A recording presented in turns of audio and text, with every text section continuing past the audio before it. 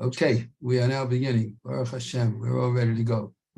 We'll start by bringing up our Shiur first. Get the Parsha.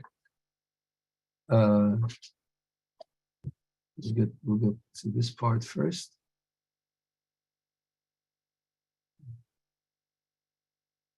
And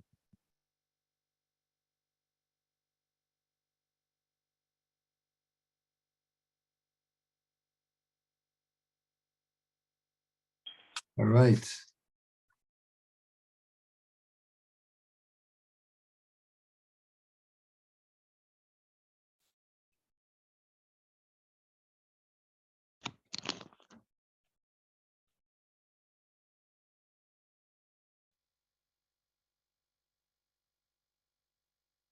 Okay. Rabosai, you see highlighted right now, Parshas Ki Sisa. Right. Okay, good. We're about to start Parshas Ki Sisa. There are 139 psukim in Parshas Ki Sisa. It's a very long section. You can figure, you can count 140. It's nearly 139, but I'm using 140 for the first explanation that we're going to have today. If you have 140 psukim, Rabbi, excuse me, is that the longest parsha? No, so. What? That's okay. You have to mute. Hold on. We have to ask everyone to mute, otherwise we're going to mute down here. Okay. All right. It's not the longest parsha. The longest parsha is Parshas. Anybody know? No, sir. How many psukim? 176. How many psukim in the longest Tehillim? 176. What parak is that? But 176. What parak is that? That's the longest set. That's the longest parak in Tehillim. Kuf Yud Tes. Kuf Yud Tes. Excellent. Oh yeah. Kuf Yud Tes. 176 psukim. What's the longest Masechta in Shas? Baba Basra. How many blot? It's actually 176. 176. Well, yeah, base. Right. Okay. So it's interesting that there are 3 176s, but this is not the longest parsha. This is only 139 psukim. Again, I'm using 140 just for the purpose of the illustration I'm about to make with you. It's a very long section. Now there are, as you know, 7 aliyahs in every parsha in the Torah. When we call up to the Torah, even when they're double parshas, we only call up 7 aliyahs. If you've got 140 psukim, 139, excuse me. Okay. 139 psukim, 140 psukim, and you have 7 aliyahs, it averages out to how many psukim per aliyah? 20 psukim per aliyah. Okay. Here's an interesting fact coming up. Okay. I want you to hear this one. Okay. You counted it up, you can figure it out. Okay. From Rishon until Shlishi, that means 2 aliyahs, the first 2 aliyahs. Rishon and Sheni have a total of 92 psukim. 92 psukim. Shlishi has 5. Revi's got 7. Chamishi's got 9. Shishi has 17. And Shvi has 9. But Rishon and Sheni have a total of 92 between them. Why did Chazal, who organized through Ezra, at the time when the reading of the Torah was designated as being read every Shabbos of the year, and to finish it within 1 year, why? The Rebbe has to mute. The Rebbe has to mute because it's very noisy. All right, we'll take care of that right now. You must mute. The same guy is doing the trouble. Excuse me, I'll have to stop everything and come right back, okay? Because otherwise I'm gonna. Okay. All right, we'll have to go this route.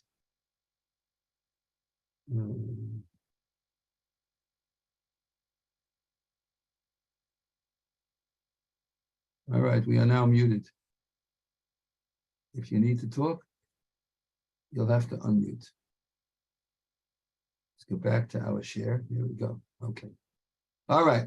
So why did Chazal, when they set up the Torah reading for each week, make it that instead of having a, and by the way, every other section of the Torah is pretty well organized. All right, it's not exact. It really isn't exact in any section in the Torah, but it's reasonable. This section is outlandish. That in the first two Aliyahs, you've got 92 psukim out of 139, while the other ones have 5, 7, 12, 9, whatever, very small. Why is that? One of the things that we have to realize about the Torah is that every single act and every single aspect of the Torah is to teach us human endeavor, to teach us how to be better human beings, to teach us how to be a mensch, and how to care for other people. And we're reading Parshas Sisa. One of the central parts of Parshas Sisa, although there are many other parts, but one of the big central pieces, which we will spend some time discussing, is that Klal Yisrael worshiped the Egel. The Jews worshipped the so-called golden calf. They allowed themselves to lose the pure emunah that they had and that they had expanded upon at the Yam Suf, and unfortunately succumbed to the voices of reason. When it comes to emunah, there is no rhyme or reason, because our reason doesn't equal the infinite rhyme and reason of HaKadosh Baruch Hu. So sometimes we reason things out and we say it must be like this because it doesn't fit any other model. And therefore, if it didn't fit, it means that that Moshe Rabbeinu is not coming back. Moshe Rabbeinu went up the mountain and he was supposed to come back in 40 days, but the 40th day came, he didn't come back. And they didn't realize that it's 40 days and 40 nights, and they didn't start counting properly. And you can lose sight. And so the golden calf was worshipped in the middle of Parshas Sisa. But it wasn't in the middle in terms of Elias. The Maisa with the golden calf, the Maisa with the Egel Azov, the whole incident takes place from Sheni to Shlishi. Now, the first and second Aliyos of every Parsha are given to the Kohanim and Leviim. A Kohen's the first Aliyah, a Levi's the second Aliyah. When Moshe Rabbeinu cried out, when he came down and saw the golden calf, and we'll discuss that when we get to it,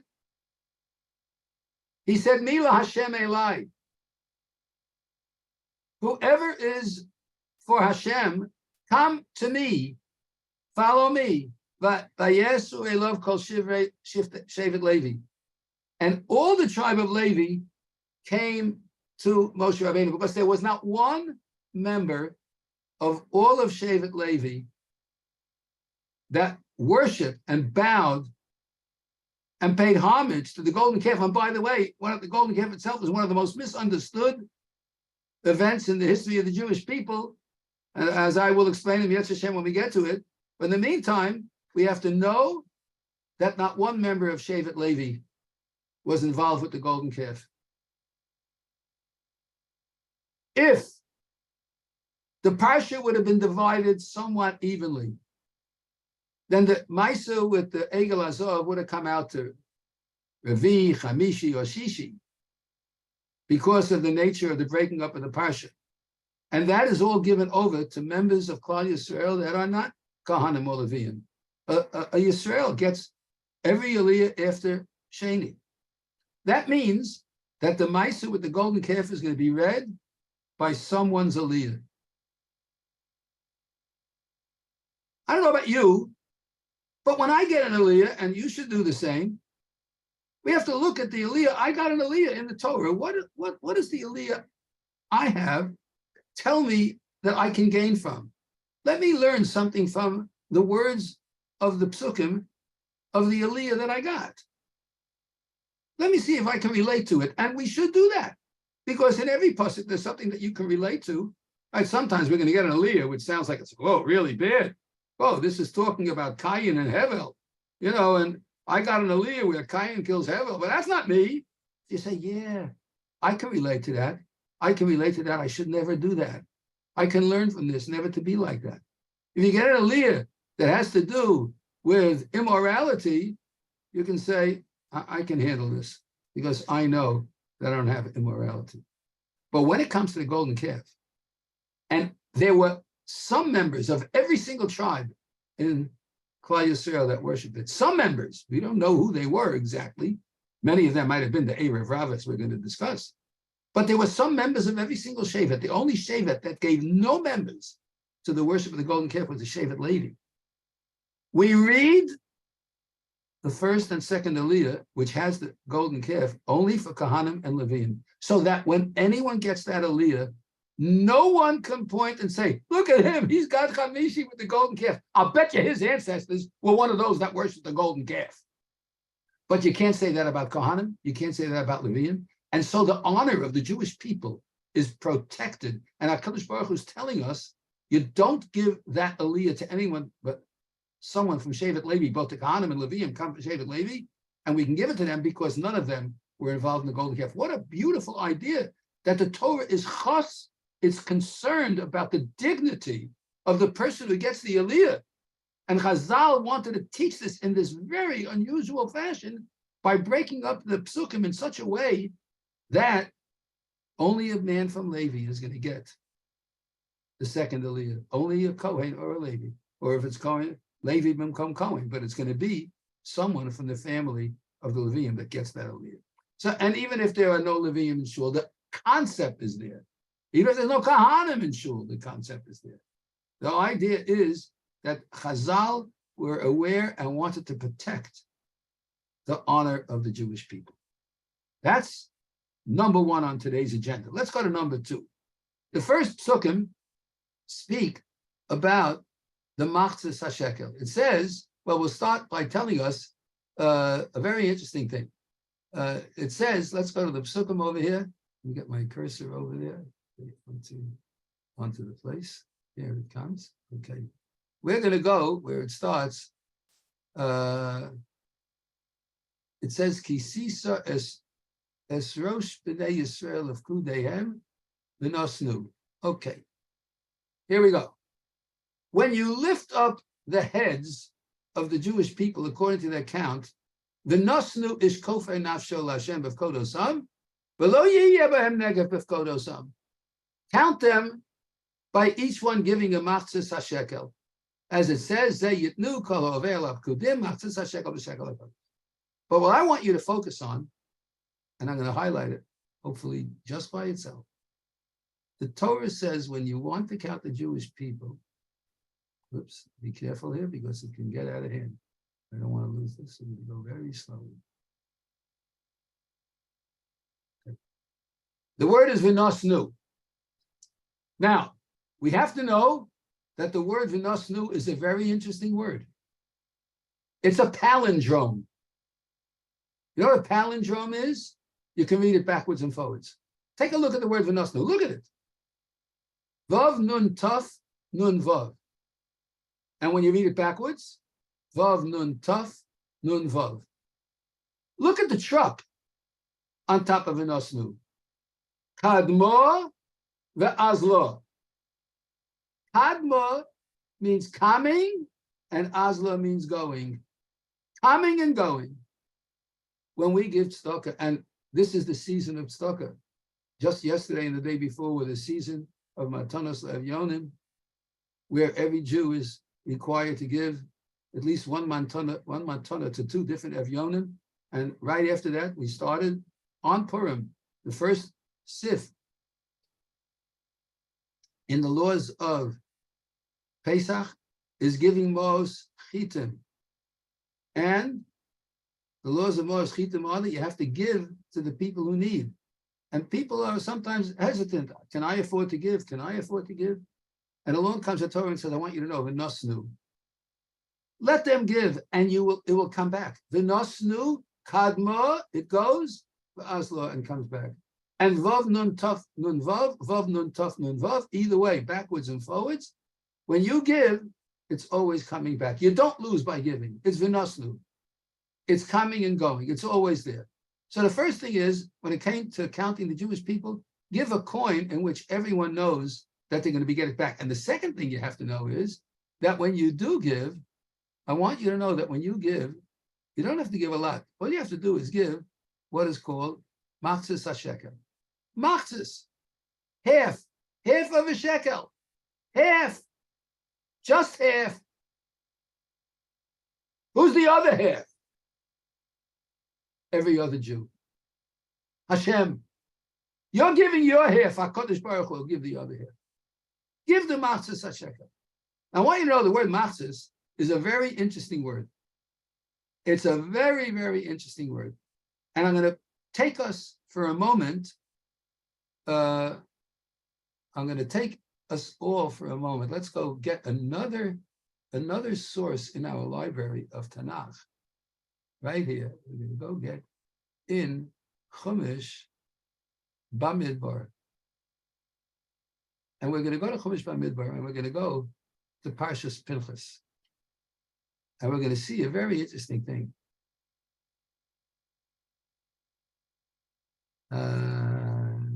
Here we go.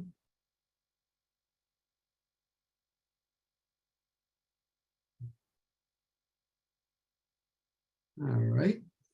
A little more. We're almost there. Okay, here we go. Parshas Pinchas. Okay, you see it right here. Here it is. I'm going to highlight it. Okay. We're in Parshas Pinchas in Bamidbar.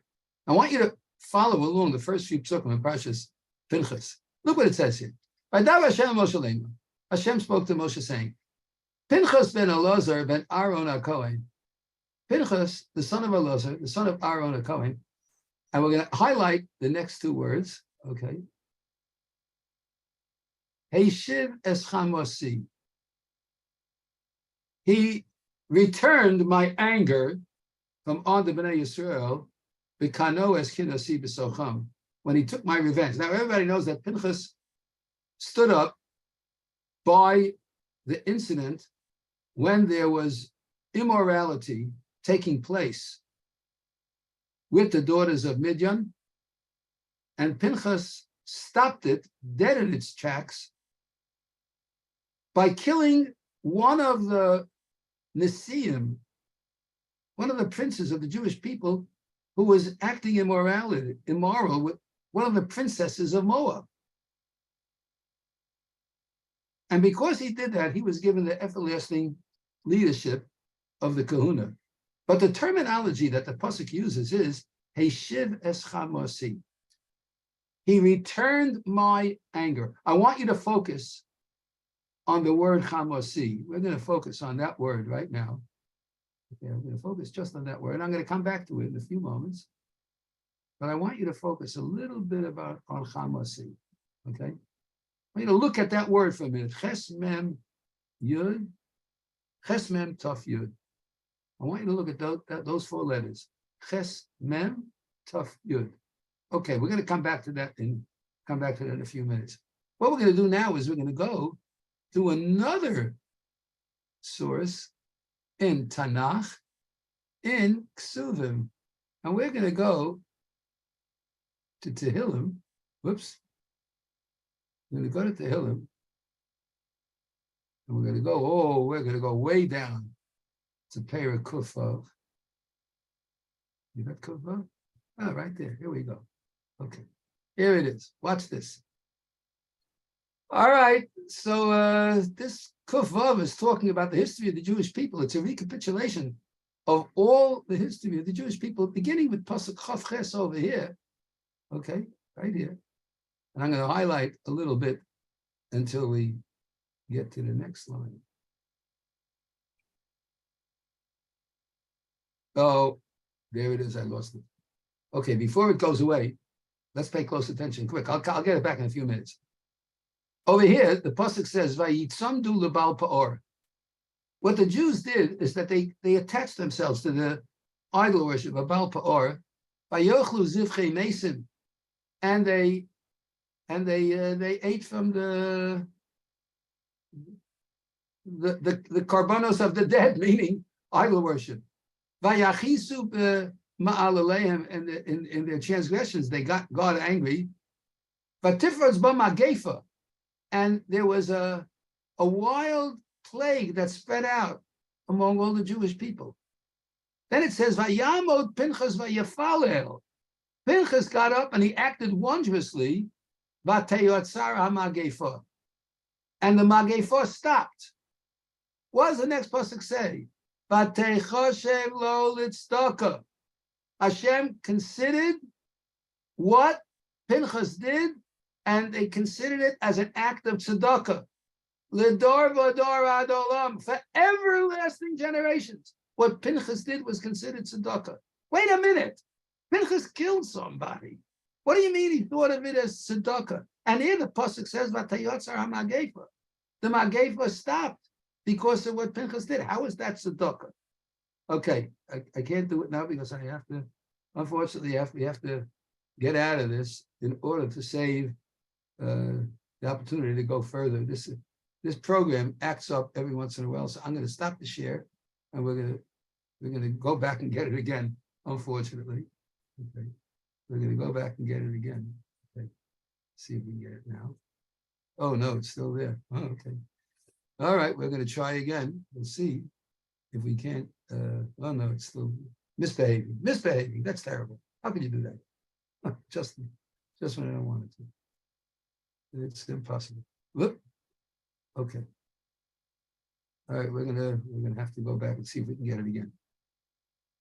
Give me a moment. I'll be with you in a moment. I have to click OK. I'll be right back to people. That program every once in a while, mach meshiga, as they say. Okay. So I'm gonna have to get it back 1 minute. Let me go here. I'll get it back in a moment. Give me a minute. Nope. Give me a second. I'm gonna jot this down for a moment. All right. And then I have to pull this down a little bit. Okay, we're gonna get it now. 1 second. Start it again. Give me a moment because this program acted in sugar, but I'm gonna get it for you right now. Okay. And Tanakh, Torah. We're going to get to Sisa, and then we'll go back.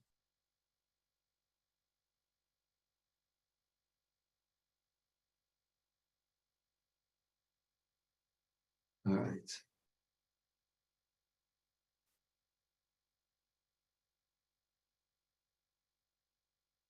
All right.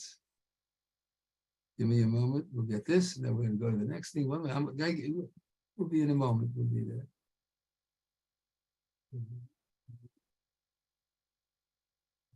Okay.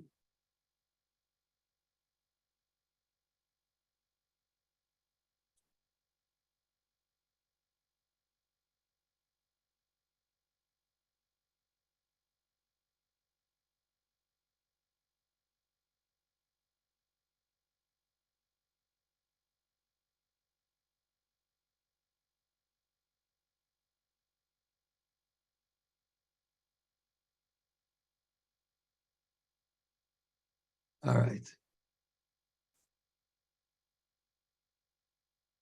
Okay. Now let's go back to our.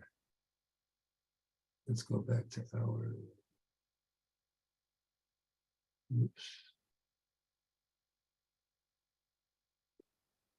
Where's my Zoom here? Where'd my Zoom go? Zoom. What'd you do? You guys see me still? Somebody unmute? Let me know. Yes. Yeah. Okay. Yeah, Good. Rabbi, you're on. You're on. Okay. Because I lost you, but you didn't lose me. Good. No, Okay. no. So we're still there, but I'll get you back. Give me a moment. Okay. Hey, here we go. Now I got you back. Okay, good. All right. Here we go. Now we'll try to get the share going. Here it is. Okay, we got it. There we go. All right. We're back. Okay? Yeah. You see it? Yes, we're good. Okay. Parshas Pinchas again, right?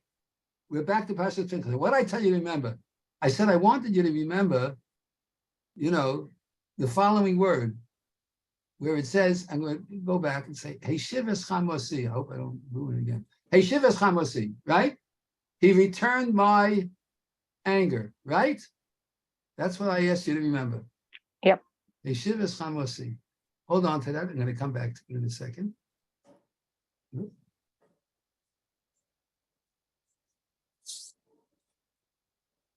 me get it again. Hey Shivas Chamosi, right? Hey Shivas Chamosi. And now we're going to just take this down just a peg. And now we're back to Sisa, and we talked about the Machzis HaShekel. Okay, let's highlight that for a second. And watch this. I want you to focus on the word here. Okay, the word Machzis is what I want you to focus on. If I can find my, oh, here we go. I'm going to focus on the word Machzis. Okay, and we are now going to go to, let me just put this down a little bit. We're going to go to the next step, which is to go to the Pasuk in Tehillim in Kuf Vav. All right, here we go. 1, 2, 3, Kuf Vav.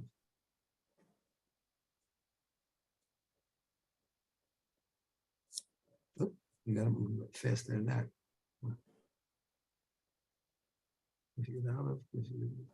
Okay, here we are. All right. We're back on Kuf Vav. And we're back to our good friend Pinchas, where he stepped up. He stepped up to the plate. And here it says once again, okay, starting with Chav Ches, okay? Right, some do Bar Pa'or, they stuck to Baal Pa'or, they ate the Zichrei Mason, by Achizum Aleim, so on and so forth. And then it says in Pasuk Lamed, right? Vayamod Pinchas Vayafalel. Pinchas got up, he acted wondrously. Vatei Magefa. Says the next words. Vatachshev ve. Whoops. Careful. We're going to lose it again if we don't be careful. Vatei chashev lo tzedaka. Okay, I didn't highlight it, but we're going to try it one more time. Vatei chashev lo tzedaka. We got it. Watch this. Pinchas, what he did was considered an act of tzedakah. Wait a minute. He killed people. What's the act of tzedakah? So we go back. Let's go back. Let's go back over here. What does it say over here? Over here it says that he was Heishiv es Chamosi, right? What does Heishiv es Chamosi means? He returned my anger, right? He returned my anger. I told you to focus on the word Chamosi. Look at the word Chamosi. I want you to notice something. The end letters are Ches and Yud. Oh, hi. The two letters in the middle Mace. are Mem and Tuf, which is mace. When the Jews worship Baal Pa'or, similar to the golden calf, when the Jews acted immorally in the time of Pinchas, Pinchas saw that there was a plague. 24,000 Jews died. Do you know how many Jews died because of the Egel Azav? How many Jews died because of the Egel Azav? What percentage? I'm going to let everybody open up. Give me, unless you know this story. I can't answer it. Okay. Can't answer it because he knows the answer, but everybody else can answer it. Okay? I want you to tell me, guess, and chime right in. Unless you know the answer to this, but if you don't know and you're guessing like I would like you to, what percentage of Jews worship the golden calf? Okay, what percentage of the Jews worship the golden calf? We look at it as the black mark in Jewish history. What percentage of Jews worship the golden calf? By the way, what percentage of Jews worshipped when it came to Baal Pa'or? Now, we mentioned that by Baal Pa'or, 24,000 Jews died. Do you know how many Jews died because of the golden calf? A total of 3,000 Jews. By the way, there were 3 million Jews that left Egypt, 600,000 men between the age of 21 and 60. But all the older, younger, women and children, 3 million total people. They had 5, 6 at a time in Mitzrayim. And even though they only left with 5, 1/5, 3 million, 3,000 out of 3 million is 1/10 of 1%.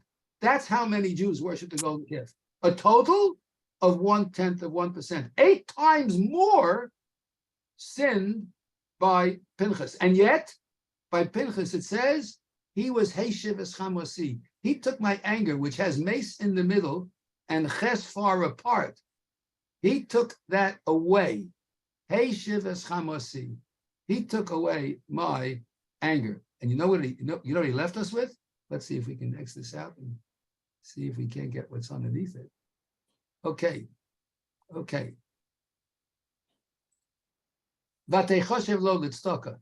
And this was considered for him an act of tzedakah. Why was this considered an act of tzedakah? Why was it considered an act of tzedakah? You know why? We X this out. We'll try the one that's underneath this.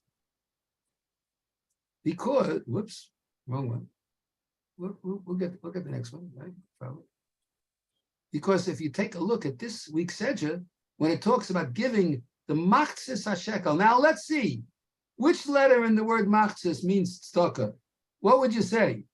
Which letter in machzis means tzedakah? The tzaddik, no? Tzaddik is tzedakah, right? Yeah. Right?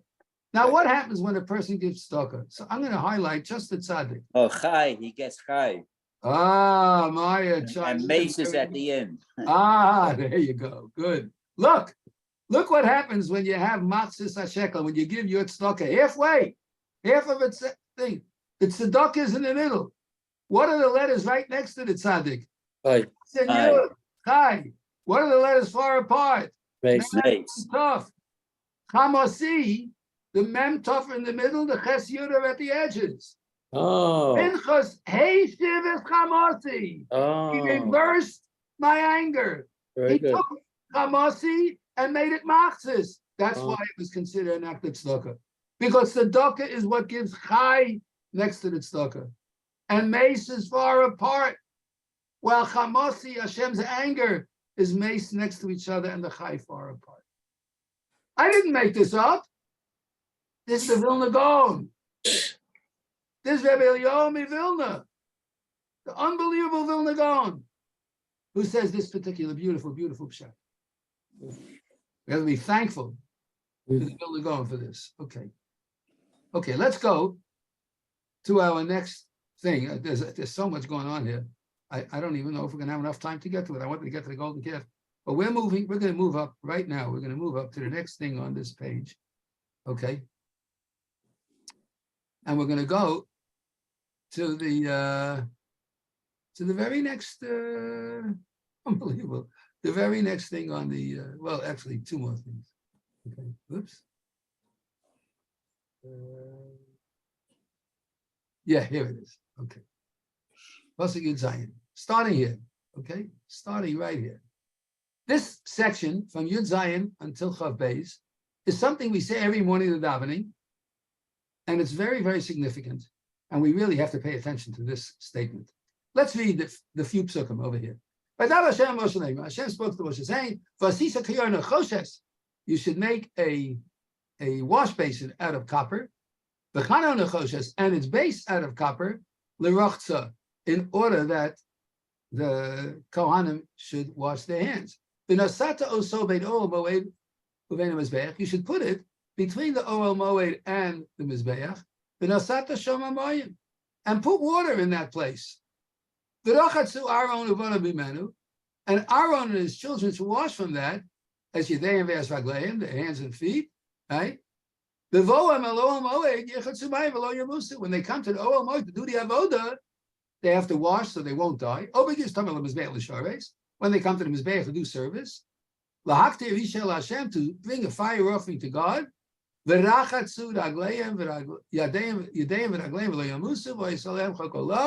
Lo ulazaro l'dorosan. This will be an everlasting statute for the Jewish people and for the family of the Kohanim forever, forever and ever. Lo ulazaro l'dorosan. Okay. The Shiur. What was the Shiur made out of? Well, that, interestingly enough, we're going to go right now and get it. It's a Rashi in the Torah in Chumash Ba Midbar. We're going to go right now to that Rashi, and I'm going to show you something in Parshas Noso that tells us about what these things were made out of. Okay. All right, let's take a look at it. It's right before this, so we're getting there, right before Birchas Kohanim. Okay, it's right before Birchas Kohanim, and it tells us about the. It tells us a little bit. Let me get my glasses on so I can get the word quickly. It tells us about the washing of the hands of the sota. It's a little bit before this. Nazir is here. Sota is before that. Interestingly enough, Parshas Nazir has to do, of course, with our Daf Yomi. Mm-hmm. But here it talks about the Isha Sota, and it tells that when it comes to the Isha Sota, there is a Psukim that talk about Lifnei Hashem, right? Okay.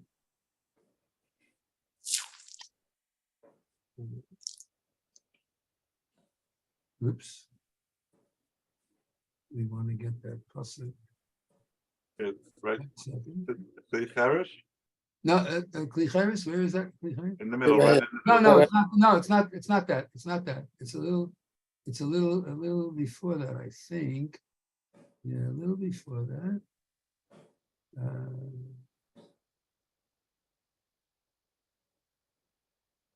Or after that. 1 second.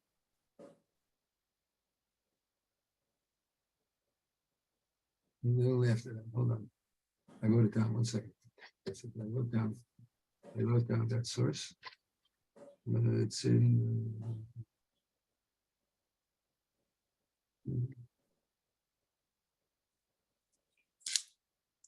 Oh.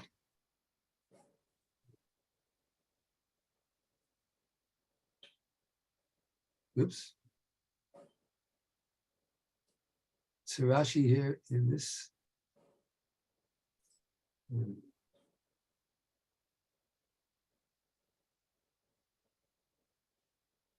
All right. Ah, here it is. Okay. In this pasuk Yud Zayin right here. Let me get that highlighted just a little bit. Pasuk Yud Zayin right here, highlighted. Okay. So the pasuk says that the Kohen has to take by the Isha Sota Mayim Kedoshim, right? Mayim Kedoshim. Why is the water called Mayim Kedoshim? So Rashi explains, Shekitshu B'Kiyor. It was made holy by the wash basin. What was the wash basin made out of? We learned just a few minutes ago it was made out of copper. So the Rashi is telling us Lefisha Nasa Kiyar Minachoshes Maros Hatzovos. Oh no, I'm going to lose it again. Okay, let's pay close attention, quick, before we lose it. Lefisha Nasa Kiyar Minachoshes Maros Hatzovos. Because the Shiur was made from the copper of the mirrors. The Jewish women in Egypt used to shine up copper to use as a mirror so that they would know if their makeup is on right, if their sheitel's on good, if they look good. Why did they do this? They did this because their husbands did not want to come home at night after working for the Egyptians in building the cities in Pithom and Ramses. They didn't want to come home. Why didn't they want to come home? Because Paro made a rule that any male child that is born, they're going to throw him in a river. So the men did not want to come home and live with their wives to have children because the children are going to get thrown in the river. But just like Miriam gave her parents a little bit of an argument and said, what do you mean you're not going to live together? That's why it says, "Vayelech ish mi beis Levi vayikach l'sbas Levi." He went and he married because Miriam gave him an argument. What if you have a girl? He didn't going to kill the girls. You're worse than Paro. That's a pretty strong statement. But you're going to kill out the girls too? So Amram and Yocheved went back to live together, and sure enough, Moshe was born from that. And the Pasuk says, Tachas hatupuach eratich, Pasuk in Shiur HaShirim tells us that the women used to go out to the orchards, the apple orchards, where the husbands were sleeping at night. They didn't want to come home. So the women would go home, find each woman, her husband, under their own apple tree with tznius, and they would look so beautiful from the mirrors. And as the Rashi explains in different places, that they would tell their husbands, look in the mirror. You look as good as me. Take a look. You look as good as me. Look how I look in the mirror. Look how you look. And this would seduce the men, and they would live with the women. And the children of Israel were born from that union, and every one of them was saved out in the fields. They gave birth in the fields. Anyway, this woman who was acting like an Isha Sota, she acted contrary to them. All the mirrors were made into the Kiyar. We just discussed a few moments ago that the Kiyar was this copper basin that was in the base Hamikdash. Before any Kohen did any avoda, they had to wash their hands from this copper basin. And they had to wash their feet too. All right, we don't wash our feet today, but we do wash our hands. And I want you to know that there are members of Chazal who have said that the reason we do Natilas Yadayim in the morning, and by the way, the word Natilas Yadayim is a very strange word. What does it mean? Lest you are God, Hashem our God, who's commanded us on the Natila of Yadayim. What does Natila mean? What does Natila mean? Doesn't mean washing. Natila doesn't mean washing. Natila means taking. Lift. To What? take. Oh, take. Natila means to take. Zani no tail. This is what I'm taking. Right? Natila is to take, because what are you doing when you're washing your hands? What are we doing? I'm taking my hands and I'm acting like the Kohen. I'm sanctifying my hands that are going to do all the work that I have today in life, and I'm washing them to take them and sanctify them, just like the Kahanim sanctified their hands to do the avodah in the base of it. When a Jew washes Natilas Yadayim in the morning, what a Jew is basically saying is, I hereby am acting like a Kohen. You can make an analogy.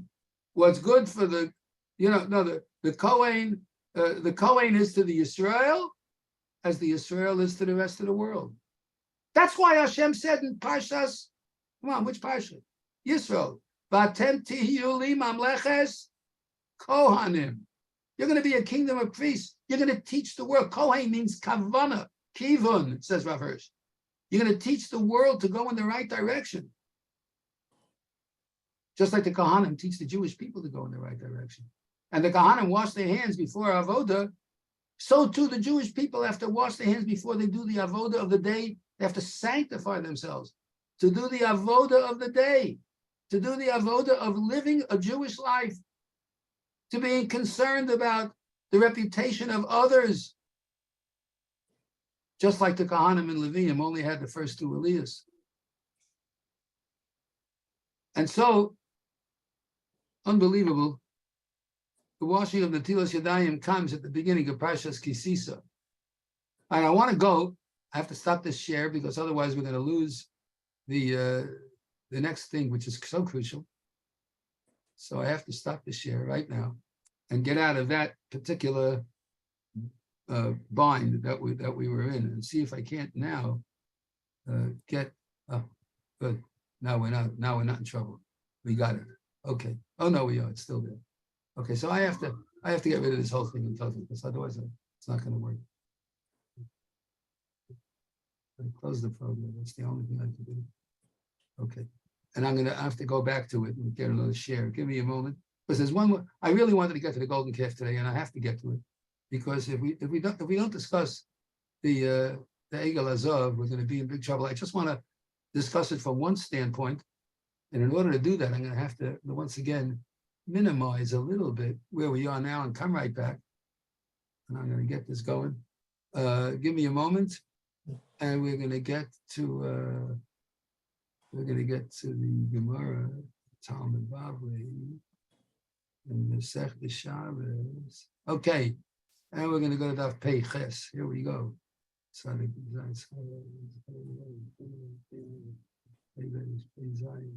Okay, Pei Ches. Here we go. Pei Ches Amud Aleph. Here we go. Let's get to the reference. I'm going to get Pei Ches Amud Aleph up there right now. Oops. Show the Daf. Here we go. Show the Daf. Pei Ches. Here it is. Here it is. Here it is. Okay. And now I'm going to minimize this guy over here. We'll come back to him later. Let me blow this up and minimize it. Okay, it's good. Here we go, back there. Okay. And we're now going to go to getting back everybody over here. Here we go. Okay, good. There we go. And now we're going to share. I got it up there already, so it's going to take a moment. There it is. Okay, back to the share. All right, we got it. Okay.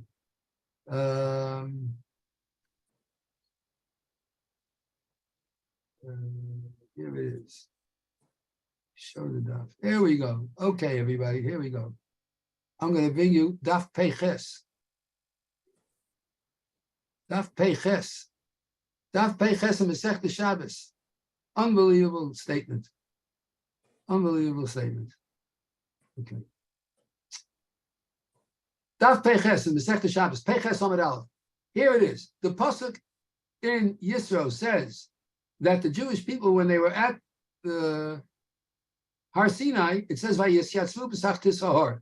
They stood underneath the mountain. Amar Rav Abdimi bar Chama bar Chasa Melamed. This teaches us when it says they stood under the mountain, Shekofa HaKadosh Baruch Hu Aleim Asahar Kegigas. Hashem took the mountain and held it over the Jewish people like a barrel. And he said to them, Imatem Mekablim HaTorah Mutav. If you accept the Torah, great. V'im lav, and if not, Sham Tehei Kvud Aschem. That's where your burial is going to be. Okay? I mentioned to you that the golden calf was only 1/10 of 1% of the Jewish people. And the truth of the matter is, when it comes to Emunah in Hashem, if you ask the average Jew, you believe in God, even those who are not observant, most would say yes. I just don't agree with your interpretation of it. But most would say yes. Most, not all, but most would say yes. But there's one thing we should know. That saying you believe in God in and of itself for the Jewish people is not enough. Do you know what word really bothers me over here in this whole statement that we learned? We just learned that Rav Abdimi bar Chama said that when Hashem took this barrel and put it on top of the Jewish people, and he said to them, and these words are crucial, Imatem mekablim haTorah mutav. If you accept the Torah, great. V'im lav, and if you don't, sham tehei kavuraschem. There will be your burial place. Now wait a minute. Hashem is holding a mountain over the head of the Jewish people. Why is he holding a mountain over their heads? Because he wants to say to them, either you accept this Torah,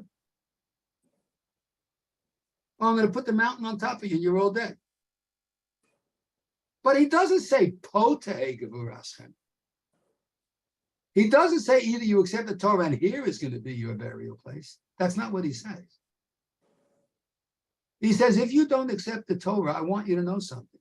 Sham, wherever in the world the Jewish people have to be at that time, wherever you happen to be in whatever exile, and the Jewish people have been through the entire world in exile.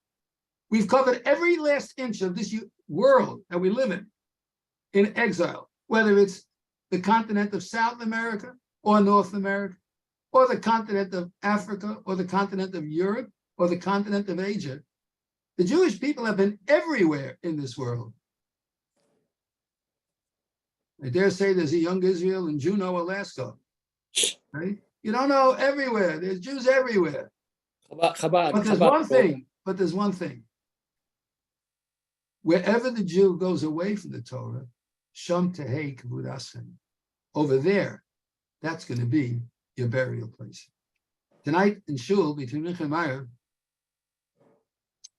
one of our Mispalalim, who lived through the Holocaust, said to me, you know, Rabbi Snow, people are under the misimpression that in Europe, the majority of the Jews were from a Yidden. He said, it's not so. Not at all. He said he came from a very famous town in Hungary known as Budapest. And he said, in the town of Budapest, there were only a total of 3,000 Jews out of 100,000 that registered as members of the Orthodox community. Just 3,000.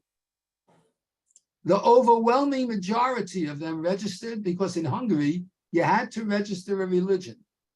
And if you didn't want to register a religion, you could write atheist. But in Hungary, the majority registered atheist. Unbelievable. Unbelievable. It's hard to believe. We would think that most would believe in Hashem. But Avigdor Miller points out, and he says, many people are under the impression that in Europe, all the Jews were from a Yidden. But it's not so. The one destruction of the Jewish people in history in which they were not offered the opportunity to convert to Christianity or any other religion was the Holocaust. In every other persecution that the Jewish people had since the destruction of the Beis Hamikdash, convert or die. We'll burn you at the stake in the Spanish Inquisition. We'll crucify you in the Roman period. Convert or die. But the one time there were no offers of conversion were in World War II. And why? Because so many would have taken it. Hashem didn't even give them the opportunity. He wanted to let people know, if you accept the Torah, fine, the imlav, and if you don't, sham, there, in that place where you don't accept it, tehei kavod Ashem. That's going to be your burial place.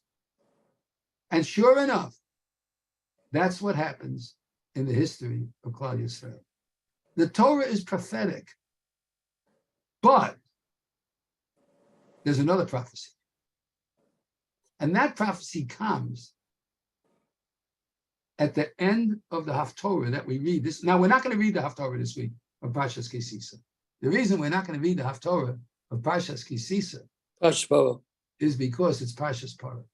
But if it weren't Parshas Parah, all right, we would be reading the Haftorah of Melachim Aleph, Perek Yud Ches, which ends with the following words, and it's crucial for us to be aware of those words. Okay. All right. Oh, it really goes beyond Yud Ches.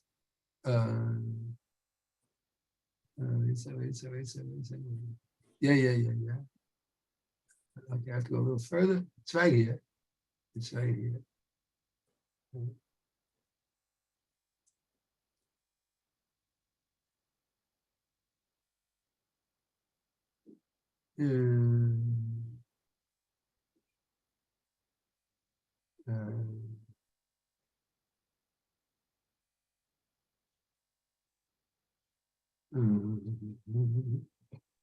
Okay, I'm going to look it up over here. See if I can find the exact passage because it's right here at the end of Parshas Sisa. Okay, and this can be found in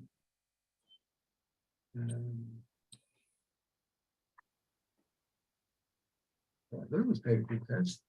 Is it not Yud Ches? Yeah, it's Yud Ches. So why am I looking for it here?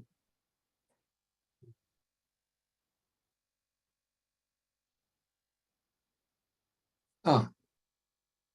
Here it is. Okay. Go up a little bit.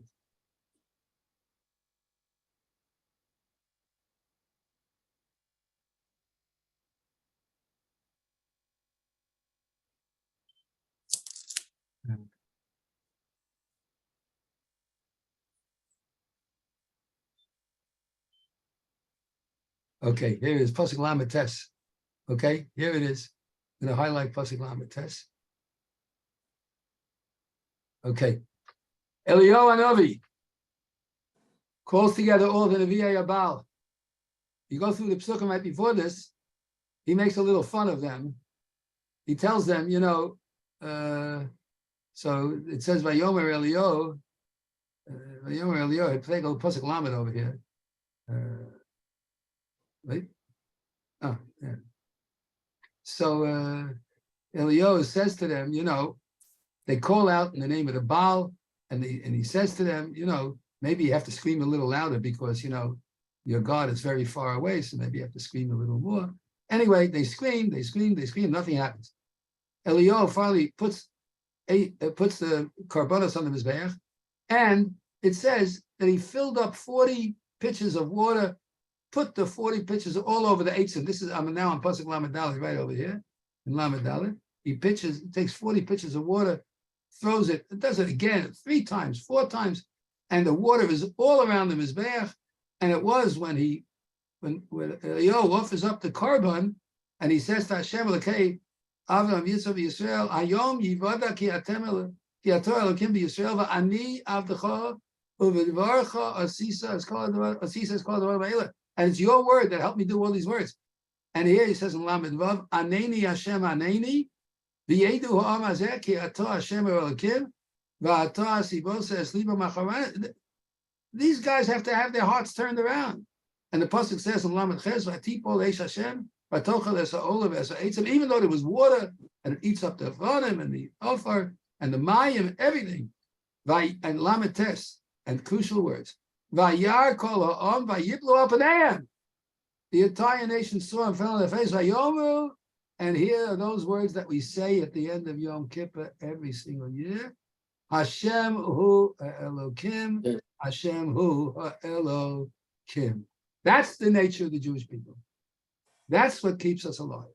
Hashem hu Elokim, Hashem hu Elokim. That's why this is the Haftorah of Parshas Ki Sisa. So this Parsha is filled with unbelievable things. It's filled with the concept that we want to make sure nobody's embarrassed, and we give only the first 2 aliyahs to the Leviim. It's filled with the idea of the Kiyur and the Choshes, the copper wash basin that the Kohanim dedicated, devoted themselves to all the avodah day after day from the beginning on, and we copy that. We're like the Kohanim. We wash our hands every single morning from a kli, just like they used to wash in the time of the Beis HaMikdash, because we're like Kohanim. And we also learned about the unbelievable amount of tzedakah that Pinchas did, as it says, and the tzedakah is the matzah shekel, which is a palindrome, because Vinos knew it's kadma v'azla, coming and going, and it's spelled the same, vav nun tuf nun vav, backwards and forwards, because it's all the same. When a person gives tzedakah, and by the way, it not only means that it's backwards and forwards, it also means that HaKadosh Baruch Hu is always paying us back. We're giving, and Hashem is always giving us back. Okay, Rabosai, wow. We finished on time, within a reasonable amount of time anyway. Yeah. If there are any questions, now's the time. Questions or comments, now's the time. Okay. One quick question. Did the Levium give money for the golden calf? No. No, Oh, they didn't. No. that's why they call up. By the way, neither did the women. Right. The Levium women. No women. No, it's already right. No women gave money for the golden calf. So how they rewarded? They were rewarded somehow, weren't they? Yeah, there's a pasuk in Kaheles, which the Vilna Gaon interprets. It says, "Ish echad me elef motzasi, ve'isha b'chol ele lo motzasi." Oh, So a lot of people read that pasuk and they say, "Wow, was Shlomo HaMelech ever anti-women?" But they don't understand the pasuk at all. Listen carefully, says the Vilna Gaon. Ish echad me elef motzasi. I found one man out of 1,000 that worshipped the golden calf. That's exactly the 3,000. That's 1/10 of 1%. The Isha b'chol Eila. But not one woman who said, Eila Elohecha Yisrael. mm, Those were the 3 words that everybody who worshipped the golden calf said when they saw the golden calf. They said, this is the God of Israel. The Isha b'chol Eila. A woman in all of those thousands that worship the golden calf, lo matzasi. No, I didn't find even one. The women are rewarded greatly because they had nothing to do with the golden calf. Says it openly. It was great. Why does Rashi wait until Bamidbar to say about the Kior and not over here in this Parsha? Because of the juxtaposition with the Isha Sota. You see, the women in Mitzrayim that gave those mirrors for the Kior were the righteous women who would never come into the state of being a suspected immoral woman, a Sota. It's only mentioned when someone misunderstood and misused the gift of beauty that was given and used the mirror for the negative purpose instead of for the positive. It's juxtaposed specifically with the Sota to teach us that here is a physical act in life that so many people get messed up with because instead of controlling themselves, they go and they use the desire in a negative way. And instead of being a Yetzer Tov, and instead of being considered Kiddushin, it's amazing. The Jewish people call marriage Kiddushin. You imagine that? You want to call marriage, call it what you want. We're getting married. Husband and wife standing under the chuppah. She's got a veil. He's wearing a kittel. They're all wearing white. Brachas are being said. They're crying for a future. They're praying. They're davening. Contrast that with some of the debauchery that takes place and some of the behavior that takes place at typical weddings or bachelor, parties and stuff like that. And you'll get an insight into why the juxtaposition is specifically by the Isha Sota, which is exactly the opposite of what the Maros Hatzovos were intended for. The Maros Hatzovos were intended for the recognition that we're taking a physical act and we're turning it into a spiritual reality. And consequently, when there's a woman who is doing the opposite of that, that's where it's mentioned. At least that's my analysis. There may be other answers too. good. Thank you. There may be other answers, but that's certainly one on the horizon. All right. Great. Thank you. Thank Okay. you. I want to wish everybody. Wait, hold on. Announcement. Yeah. There was a question as to whether or not we can continue to offer a Parsha Shiur on Thursday night.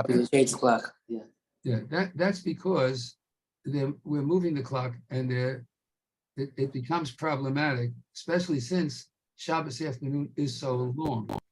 But Mincha next week in our shul is going to be at about 6:45. 45. 6:45, right? And I should be home by 7:45 or 8 o'clock. So we could continue at least for next week. I don't know what happened the week after, but at least for next week, we're going to try to continue the Parsha Shiur at 8:30. Okay, next week, and we'll make an announcement about future Shiur on Thursday night at that point. But at this point, we can plan that next Thursday night there will be a Shiur. All right. Great. And what about Shabbos? Well, this Shabbos is going to be the same before like every Shabbos. We'll see what happens. No, I'm talking next week. So I'll announce that next week. Okay. Wonderful, great. Uh-huh. I'll Thank announce that you. next week. So right now, we're leaving it like this, Thank you.